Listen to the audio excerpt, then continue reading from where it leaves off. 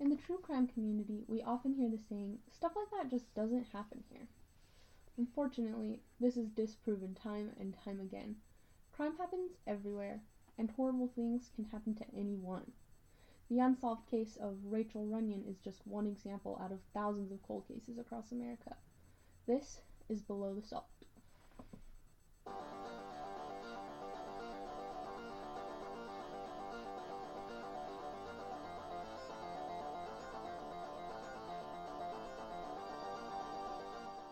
Okay, so I'm gonna just say content warning right here at the front. Oh no. Already? Rachael Runyan is a child. She is only 3 years old when she was murdered. So we're going to be talking about that a little bit. And also, I just want to say this again. It is an unsolved case, so this might be a little bit of a shorter episode, just because there actually is not a ton. Yeah, there's only so much you can go through with an unsolved case. Yeah, there's not a ton of info about her case, which is sad. There's some interesting stuff to talk about afterwards. Okay. So, Rachael Marie Runyan. She was born on June 23rd. Okay. In 1979. Oh, all right. In Sunset, which is in Weaver County. Okay, so it's near Ogden? Yeah. Which is where the hi-fi murders happened. Yes, it is. So this was like 5 years after hi-fi, okay. Yep. She was the second of 3 children and had an older and younger brother. Okay. So only girl to Jeff and Elaine Runyan. Okay. Were her parents. They had just moved from Kentucky. Okay. And her parents were really excited about Sunset because it was a small town, had a very, close-knit community. Okay. Yeah. And they're quoted as saying that they moved there because they thought it would be a wonderful and safe place to raise their children. Ouch. Yeah. It only had about 6,000 people at that time. Oh, wow. Very small town. Very small. It's pretty close to a somewhat major town, but still, I mean, 6,000 people, that's nothing. Yeah, and especially in Utah, back then, you have a town like that, and then it's miles and miles and miles before you hit another one. Right, so absolutely. Congregate, Mm-hmm. Yeah. Also, just so you know, her brothers, like I said, her older brother, his name is Justin. Okay. And her younger brother is Nathan. Justin, Nathan, Rachel. Oh, those are, Justin's not a biblical name, Rachel, but Nathan. Rachel and Nathan are. Okay. So anyways, by the time Rachel was only 2 years old in 1981, she was a pretty well-known beauty queen. Oh, really? Yeah, okay. She was crowned Little Miss Sunset. Okay, in her little town. Yeah. That's interesting that there was enough people in the town to have a beauty queen contest. Right? I guess they just were all into it. Huh. And I mean, what else did you do back then? I guess there are different age groups, tiers and stuff, but definitely. Little Miss. Okay. But still, yeah. Yeah. She was described as being well-behaved and a happy child. She really loved to play with her brothers and other children that were in the community. In their neighborhood, okay. She was a little bit younger than some of the kids that would play, and so even when she couldn't play with them, just because their play was a little more complex than what she could do, she enjoyed just sitting back and watching them. She interesting. said that she could just watch them for hours, just sucking on her thumb, and enjoyed watching them play. And was very interested. It's also been said that because she was such a big thumb sucker, that people were a little bit worried that she wouldn't be able to do pageants anymore if her teeth became bucked. Oh yeah, out. from her thumb. Yeah. Does that how that work? Like, can that happen? Absolutely. Oh, okay. I didn't know for sure. The knot's still forming then. Oh, that makes sense. Yep. Okay.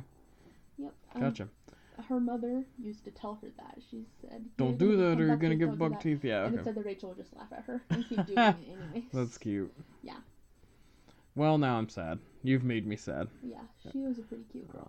Okay. And, her parents were really close too. Even though they lived in a small community and they thought it was really safe, they kept good track of their kids. Yeah. Yeah. Well, because back then, it was, normal to be all right, come back when the street lights come on. Exactly. Yeah. Send them off in the morning, see them later that night without knowing what they've been up to at all. Right. But they kept good track of their kids, especially, it makes sense that they were younger. I believe Nathan, her older brother, was only about 5, so 2 years older than her. Gotcha. Yeah. They lived close to Doxy Elementary School. Doxy? Yeah. That's a weird name. Yeah, kind of funny. Okay. And there's a playground that is connected to that school, and their house was actually right across the fence from that playground. Oh, so built-in park right at your house. Yeah, pretty much. Okay. They even installed a gate in their backyard so that they wouldn't have to walk around the street in the neighborhood to go to the playground, so they could just open it and be right there. Cool. So that's how close they were. Yeah. Yeah, sounds cool. like childhood's lining up. Everything seems great. It's about time for some crime. Yep. So on August 26, 1982, about 2 months after Rachel turned 3, okay, she and her older brother Justin asked their mother if they could go over to the park and play. Of course. And they also wanted to take Nathan, the younger brother, who was about a year and a half at this point. Okay. And so Nathan's like, is he just barely walking at a year and a half? Probably, maybe a couple months into walking. Okay. Yeah. So Elaine, their mother, of course, said, sure, she didn't ever let them just go wander off by themselves. Right. But she was in the kitchen and she was preparing lunch for them, and she could see the park through her kitchen window. Okay. So she said, sure, yeah, go ahead and go play. Yeah, you can literally see them playing. Yep, and they say that she even would occasionally just yell out the window talking to them while they were out there playing. At the playground? Wow, yeah, just when they were out there. They had only been out there for about an hour or so, I believe. And at this point, it's about 1 o'clock p.m. Okay. When she called out and said, come in, it's time to eat. Okay. But only Nathan and Justin came back. She said, where's Rachel? And Justin blurted out that she had just been taken from the park. What? By force, by a young black man driving a blue car. Weird. Yes. There's a lot of weird circumstances in there. Yes. So, according to Justin, he had offered all of them ice cream and bubble gum, and they had said no, but they weren't going to talk to strangers. Stranger they knew danger. not to. And he jumped out of the car, grabbed Rachel, and drove away with her. Whoa. Yeah, okay, a couple weird things about this. One, daylight. Yep. Daylight's, public park, lots of witnesses. There. Yeah. And, honestly, a black person in small suburban Utah in the early 80s, Utah's a pretty monochromatic place, let's be perfectly frank, and so there's a lot of interesting circumstances there. Yeah, especially for a 5-year-old to know that. Yeah, okay, alright. So Elaine immediately took the two boys to the supermarket and was looking around and asking people, have you seen Rachel? Have you seen a little blonde girl? Because the supermarket's like the center of the town? Man? Yeah, and it's just close by. It said that about 20 minutes after Rachel disappeared is when Elaine reported it to the police. Okay. Wow. Yeah. Jeez. So, immediately after Elaine called and told the police, they set up roadblocks around the city to be able to stop anybody. And within a couple of hours, had already formed an investigative team and recruited several members of the police force in different counties. Detectives, just, okay. Be on the lookout, right? Wow. Yeah. So the police, I mean, they weren't like dragging their heels. No, they jumped on it. Yeah. They jumped on it. Okay. Justin came into the police station and gave his story about what happened. And then also the police were able to question a 10-year-old child that had been at the park at the same time. Okay. Who gave the same description. Wow. As Justin did. Apparently the abductor was a light-skinned black man. Interesting. Okay. Between 30 to 35, about 6 feet tall, an afro, and a handlebar mustache. Really? So that's a pretty distinct That is look, a distinct right? look, like, especially in this that. town. Yeah. Weird. Yeah. He apparently drove an older 4-door blue car. Yeah, because a kid wouldn't be able to identify, like, a model. Yeah. Okay. And he apparently had also been at the park for a little bit before, drinking coffee and talking to some other children that had been there. Jeez. Before taking Rachel. So there were just no parents at this park with these kids? Okay. Yeah. But So, again, like, this guy was probably... the little neighborhood. True, but this guy was taking advantage of that, for he sure. was. But even, like, the houses are right there, so... Yeah. Yeah. Justin also said that Rachel had walked with the man for a second after being offered ice cream and candy, but when Justin said, stop, don't do that, she turned around and came back to him, and that is when the man just grabbed her. Jeez. Yeah. So... I mean, like, whether she went with him willingly or not at first is irrelevant to the... Yeah, okay. But still, that's just what happened. He had been talking to her and had enticed her a little bit. Yeah. And then just gone. taken her. Yes. Like she was never even there. So, because of the descriptions that they got from the children, they were able to have a composite drawing made of the suspect. And we'll share that on our Instagram. Put that on our Instagram. Okay. But unfortunately, there was no forensic evidence. They weren't able to find there wouldn't be at the park that would be able to lead to any suspects. Well, I mean, I imagine this guy got out of town, like, I'm sure, yeah. instantly. They did get a couple of leads that were all pursued, but nothing came out of them. Ugh. Yeah. That's frustrating. Mm-hmm. The Runyan family, on their own, began to publish flyers and begin their own search for their daughter. And they actually spent about $10,000 just in printing and postage costs to get these flyers out. Wow, and that's in the early 80s, so that's a ton of money. That's an insane amount of money. They actually got a lot of donations from their community. Thank goodness. Everybody, like the people that knew them, just in a small town, and Rachel is a little beauty queen. Like, they got thousands and thousands of dollars in donations just from... So sad. Well, the whole beauty queen thing, of course, brings to mind what? JonBenet Ramsey. Yeah. This is about 15 years before that. I imagine some people in the area were probably like, when JonBenet Ramsey happened, were like, whoa, that's... Probably. There's some eerie similarities. Yeah. Was Rachael Runyan blonde? She was. A little blonde girl? Yes, she was. Yikes, a little blonde girl. That's scary. So with these flyers, they actually sent them nationally as well. Yeah, well, if they were shipping, local. Yeah, they were sending it all over the place. Mm-hmm. A week after Rachel's abduction, her parents actually flew to New York. Wow.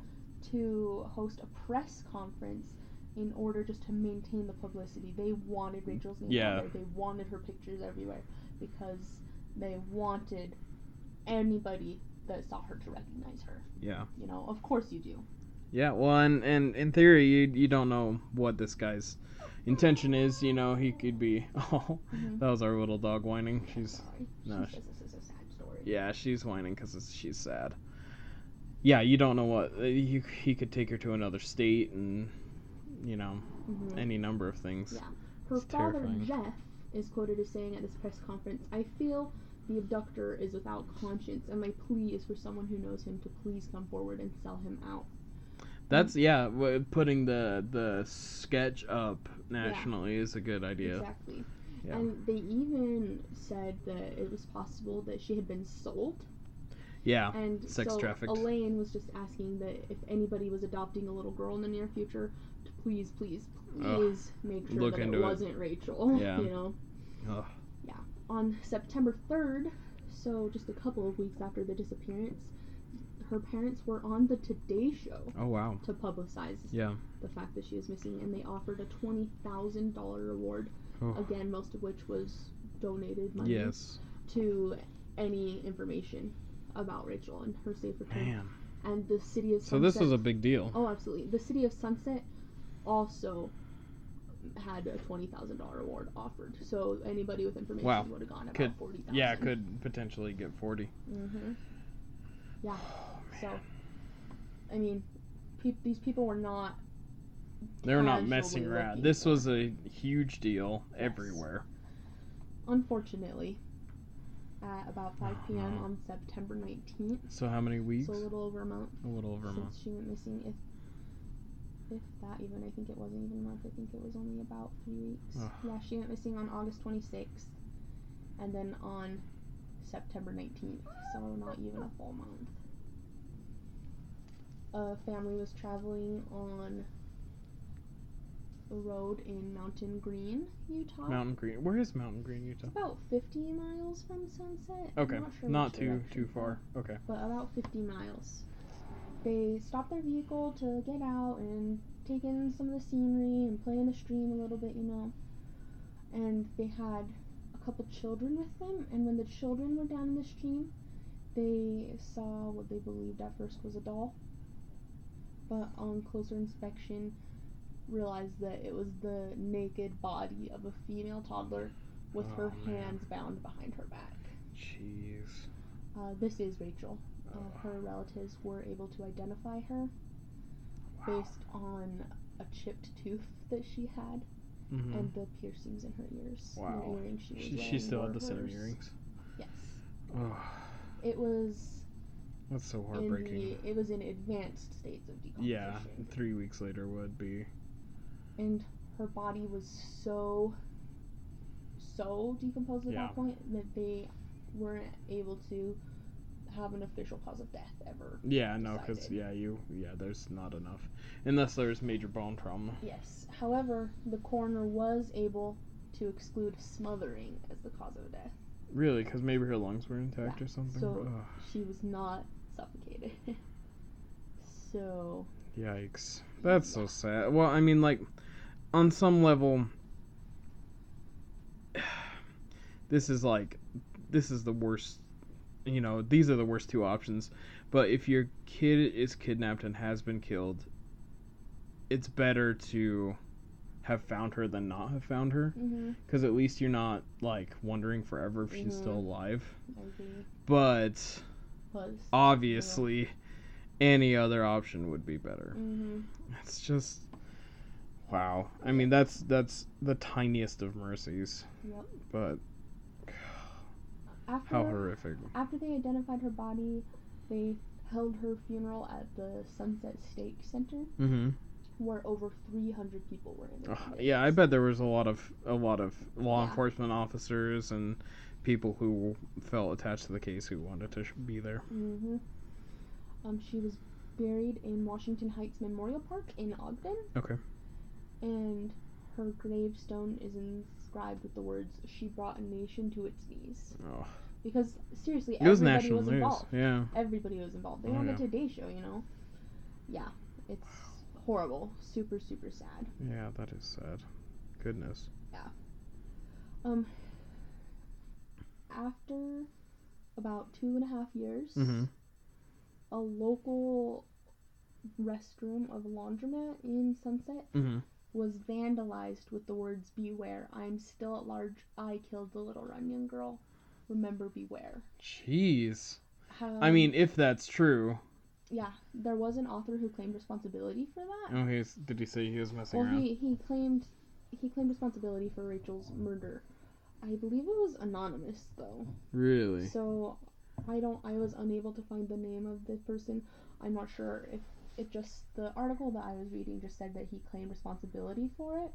And I'm not sure if that just means he was claiming responsibility for the murder or for the graffiti.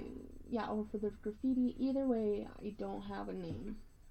But wow. Well, I imagine if he claimed responsibility for the murder, it would have been bigger news, maybe. Yeah, I believe so.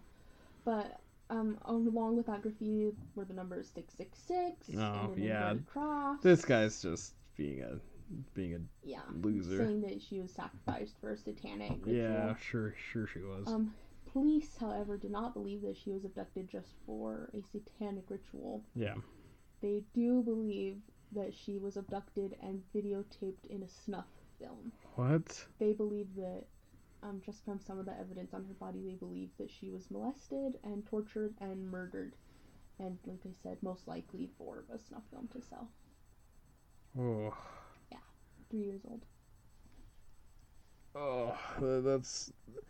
I wonder how what evidence led them to that, because that's not something you just like, oh, and it might have been a snuff film, I know. Like, there's got to be something that indicates that. Again, there wasn't so much information on this case, so I don't have more information than that. Yeah, well, this was the early 80s. They say that is what they think it was, leads me to believe that it probably... Well, do you think they were having, like, a problem with that in the area that made them think that? Like, I don't know exactly when, like, snuff films really became a thing, I guess because, in one form or another, yeah. To distribute them, but there's still... black market stuff, I'm sure. For it, so. Yeah. Ooh. I'm not going to look more into that, though. No, I would like to keep my lunch, thank you. Yeah. Wow, that's a horrific extra detail. There were no suspects until about 2012. Oh, was there a suspect in 2012? There was a suspect, but it ended up not leading anywhere. Oh. This suspect was an inmate in Pennsylvania who had been a resident of Sunset in 1992. Yeah. And there were no formal charges ever filed against him in regards to Rachael Runyan. Mm-hmm. But he was a person of interest because in the time between Rachel's disappearance and the time that he went to Pennsylvania. prison, this crime that led him to prison was in correlation with something that triggered an Amber Alert. Really? So a child abduction. Yeah. You know? Yeah, that lines up. So that was a big question. However, Chief Eborn, who was the lead detective in the 80s for Rachael Runyan, has recently said that he's still being looked at, but there's nothing sure. And he has never gone public with the name, so there's no records of it at all. Huh. Yeah, so I thought that was kind of interesting. That is interesting. I mean, it's pretty unlikely that you'd get something like DNA. Yeah. But Detective Eborn, like I said, I'm not sure how to say it, has also said recently that he is convinced that there are people who know who did it. It's likely. Yeah, but that they're not coming forward because they'd get implicated. Had death threats made against them. That's what he says. So. Yikes. Yeah. Wow. So.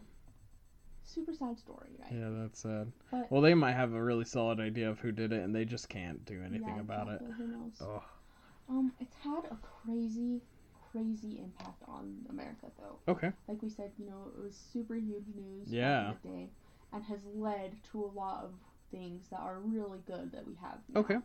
Let's hear it. So, in October of 1982, her abduction led to a passing of the federal law allowing parents of missing children to access the clearinghouse administered by the Federal Bureau. Oh. Which means that they can get records of fingerprints and blood types of missing children. Oh, so if anything comes up, you can find out if you can get access. Was a missing child at all, like cool. Especially if you're looking years. That's important. Later. Yeah. Also in Utah, they implemented what is called the Rachael Alert. Oh, okay. Well, that sounds like an Amber Alert. Yes. Okay. Which is the Child Abduction Alert System, and it was in use in Utah until April of 2002, when it was made a national law called the Amber Alert. Oh, okay. So yeah, Rachael Alert became Amber Alert. So very cool. Everybody's gotten those Amber Alert notifications on their phone, and that is because of this case from Rachael Runyan. So they used the Rachael Alert as a prototype for the national Amber Alert. The way the Rachael Alert system worked was that as soon as a kidnapping was reported. Yeah, as soon as it was reported and confirmed to be an abduction, not just a runaway, right? Not just a missing kid like that, but an abduction. Yeah. The local police that had the records of that would fax copies of it to every police station in Utah. Wow. So that they all knew, so that they could let their communities be So every police station in Utah would have to have like a special fax number set aside for that. Yes. Cool. The Rachael Alert was only used twice. Oh. And both kids were found safe and alive. One of those kids, his name, where did it go? His name was Nicholas Triplett. Okay. He was only 3 months old when he was abducted. But that sounds. Was it a parental thing? Usually kidnappings are a custody thing. Yeah. The other child that was utilized, or that the Rachael Alert system was utilized for, was Elizabeth Smart. Oh, hey, that name rings a bell. Yeah. So she was missing for about 9 months. Yeah. She was found alive. She was. It was after Elizabeth Smart's return that the national Amber Alert was put into place. Very cool. Okay. Yeah. That's interesting. I know that the Smarts, after Elizabeth was found, were very influential in being and trying to get stuff like that through legal systems. So that's fantastic. Yeah. The Amber Alert system, I also just thought this was a cool fact. It's tested twice a year in Utah. One of them is on January 13th. So that's coming right up. And the other date that it's tested is August 26th, which is the day that Rachael went missing. That's really cool. Kind of a little tribute for her. That's cool. Yeah. Oh, that's a sad case, but it's cool that it's led to some really good law enforcement resources. Yeah, like, thank heavens. Another factor of Rachael's murder was the passing of the Missing Children's Act, which places descriptions of the missing children in the FBI's database. Very cool. So the FBI gets more resources. Yeah, they just have more information. In these kinds of crimes. The more information, the better. Yeah, exactly, absolutely. Yeah, as much as you can know is good. Rachel's mother and father did end up splitting up after all this happened. Yeah. That That's a happens thing a lot. that happens a lot, unfortunately. It happens a lot. And they have had very different lives. Yeah. Yeah. From each other or from everyone? From each other. Oh, okay. So I'm going to talk a little bit about Rachel's dad first. He unfortunately has not had a super great time since this happened. No, yeah, well, that makes sense. This is from an article from Deseret News in 2010. Okay. He was arrested in Box Elder County for driving his pickup truck into the side of a dairy office after becoming enraged over the death of a duck. A dairy office, you say? Yes. Like a cow? Yeah, like just like a milk dairy. Yeah, exactly. After they killed the duck death on of a accident, duck. I assume. Yes. Well, I mean that probably didn't come from the place of the duck dying. No. He's probably got a lot of. There were 2 men in the office. Neither of them were injured though. So luckily he didn't get like manslaughter or anything. Yeah. Yeah. Or assault or. Yeah. He was most likely intoxicated. He ranted a lot when this happened. He was very upset about his daughter's duck being killed. Really? So, I couldn't find any names. I don't know if he has another daughter. I know he did have more kids from other marriages after his divorce. Well, I don't think ducks live long enough for. So. But again, I don't know if he's like crazy or if he had another daughter whose duck this was that got killed. That's sad. So that's just a wholly sad like addendum. Mm-hmm. That was the most recent case that I can find for him, but he also, between Rachel's disappearance and between that, has charges of child abuse from other children that he's had since then, domestic abuse to some other ex-wives that he has. Yikes. Yeah. Also, Class A misdemeanor, account of theft, Class B misdemeanor. So his child abuse case was against his 22-month-old son, baby. He pleaded not guilty to every single one of them, but he was charged. Yeah. So he's had a hard time. Yeah, I mean, like he has had a very unique set of trauma. Yes. But lots of people have trauma and don't hurt their children. So you can take your trauma and make something out of it, or you can let it destroy you. So yeah, exactly. This guy definitely chose the wrong thing. Definitely. Wow. Elaine, however, has been amazing. Yeah? She's a huge advocate for like child safety, missing children stuff. Yeah. Okay.